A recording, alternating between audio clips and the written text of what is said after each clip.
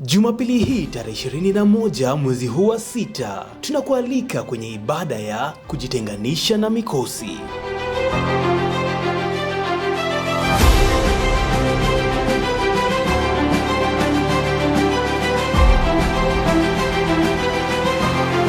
Usikose Jumapili hii, ibada hii itabadilisha maisha yako.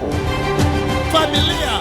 Every family. Kila familia. Every family. Iliyotekwa nyara. That was taken. Kila familia. Every family. Iliyotekwa nyara. Which was kidnapped. Kila mtu. Everybody. Aliyetekwa nyara. Who was taken. Na madhabahu ya with wachawi. the altars of The free.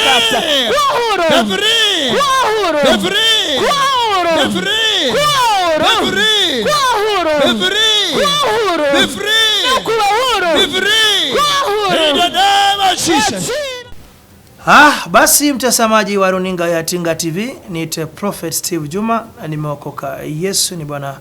Barikiwe mahali unaponitazama, na mimi na hope that unaendelea vizuri. Basi ningependa kukupa mwaliko wa tarehe 21, nitakuwa na ibada kubwa sana ya kujitenganisha na mikosi. Tutakuwa na ibada ya kujitenganisha na mikosi. Kuna tu watu wamekuwa na mikosi maishani mwao, lakini kwa hiyo ibada tutakanyaga mafuta, alafu tunajitenganisha na mikosi na mambo yetu yatakuwa salama.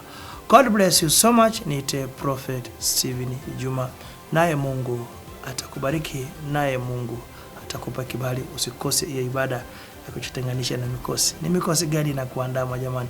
Ni madhabahu gani wamekutupia? Basi Mungu wa mbinguni akubariki. Shalom.